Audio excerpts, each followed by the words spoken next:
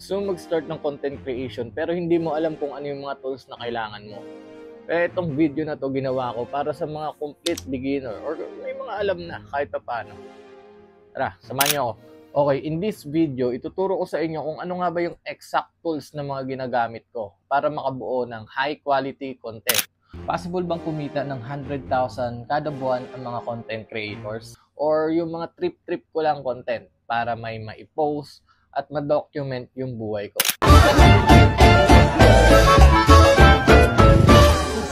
Or pwede rin kumita, di ba? Baka kasi hanggang ngayon, nalilito pa rin kayo kung ano nga ba yung mga gagamitin ninyo.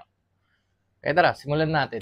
Kasi content creation, it's not all about creativity. It's all about efficiency. Kaya kailangan alam mo kung ano yung ginagamit mo talaga, kung saan ka mas mapapadali at kung saan mas mapapabilis yung trabaho mo.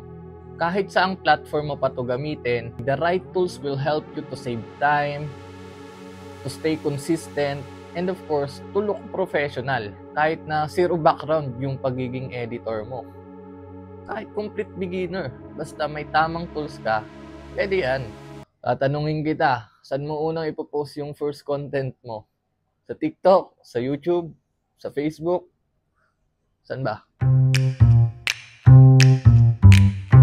Okay, number 1, planning. Saan ka ba magpa-plan? Ano ba yung gagawin mo sa content mo na yan? Paano mo ba siya i-execute? Paano ka magsusulat ng script? First tool, ang ginagamit ko, Notion. Ginagamit ko ang Notion to organize content. Siyempre, may content calendars din tayo dito. Plan caption, track goals. And yeah, kung gusto niyo ng content calendar na libre, meron naman ako. Bibigyan ko kayo ng 1-month content calendar from my Canva template na pwede nyong magamit. As you can see, editable to. Okay? Si-share ko na lang sa inyo yung link. Just comment down content. Okay? Comment down content. Pwede nyo na dito ilagay yung content nyo. For example, behind the scene. August 1. Tapos naman na yung August 1. Pero behind the scene. And so on so forth. Siyempre, sa planning kasama dito yung scripting. Paano ako nagsusulat? Kahit sa cellphone ko lang, pwede ako magsulat. Notes. Punta ka sa notes mo. And then, pwede ka na magsulat. Sa papel, pwede din. Pero para mas organize, sa Notion. Ayan, may mga script ako dyan. Ayan, posted na silang lahat. Ito, wala na yan. Tapos na yan, mga idea pa lang. Okay. Video editing. Hindi mo alam kung saan ka mag-edit. May CapCut tayo dito. Libre naman yung CapCut. Sa cellphone lang ako nag-edit. Kapag mga film, sa computer naman, pwede kang gumamit ng Adobe Premiere Pro. But I suggest, if you are complete beginner, make sure na mag-focus ka lang muna sa isa. And ang masasuggest ko sa'yo, CapCut talaga. Kasi siya, beginner friendly at madaling gamitin talaga. Sa paggagawa naman ng digitals, ng graphics, I suggest use Canva. Why? Para rin to sa mga beginners. Dito ako gumagawa ng aking digital products na nabebenta ko rin, which is side hustle ko nga, di ba? Kung gusto nyo rin magkaroon ng simpleng side hustle, just comment down side hustle. Okay? Pakita ko sa inyo. Beginner friendly naman to. At kahit wala kang gaanong alam dito, drag and drop lang siya. For example, need mo ng Instagram story. Ayan. Marami siyang template yan na libre. Madali lang siya gamitin. Canva is the best tool that I can suggest for you if you are complete beginner. Para sa mga post mo, graphics. Para kang pro niyan, sobrang daming template dito. Okay, kung hindi mo alam kung saan nakukuha tong mga to, di ba? May mga music, background music. Iniisip mo kung saan ba makakakuha ng background music na libre, yung walang copyright. Dito ka makakakuha niyan. Pero alam mo kung ano yung favorite ko? Yung YouTube Audio Library. For downloading audio, dito. Pakita ko sa'yo.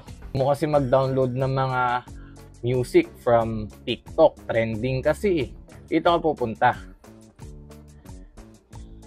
Snaptik. TikTok video downloader.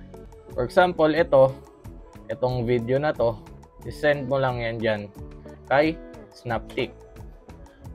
Tapos makikita niya na yung video mo.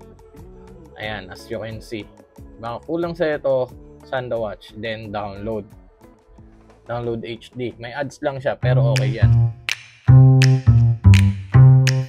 Nakapag-upload ka na ng first video mo sa TikTok. Saan mo titignan yung performance niya, yung analytics? Sa TikTok Studio, pwede kang tumingin doon para mas mapadali at mas professional tignan. For example naman, nag-post ka sa Facebook. Ang pupuntahan mo namang apps is Meta Business Suite. And then, pag sa YouTube naman, YouTube Studio, syempre. May kanya-kanya silang application para sa performance ng video mo and makita mo yung analytics. Sobrang halaga nun para mapag-aralan mo kung ano ba yung high-performing video mo, ano yung mga dapat mong i-adjust, kung ilang oras ba nila pinapanood yung video mo, yung watch hours doon. Makikita mo naman lahat doon yon. Kaya mahalaga rin na meron ka nun. Those apps ay ginagamit for optimization at analytics. Numbers don't lie. Pero syempre, gumawa ka pa rin ng naaayon sa puso mo at kagustuhan mo. So kung nag-overthink ka pa rin, baka yung video mo hindi maganda. Alam mo, sobrang halaga na magsimula muna. Huwag kang mag-isip kung magpa-flop ba yung content mo. Just start. Sinabi ko na yung mga tools na pwede mong magamit. Nasa sayo na yan kung mag-i-start ka o hindi. Okay? Yung mga freebies ko, nandyan pa rin yan. Magsisend sa inyo automatically. Just comment down, side hustle, and content. Kung gusto mo ng content calendar. So, yun lang. See you sa next video.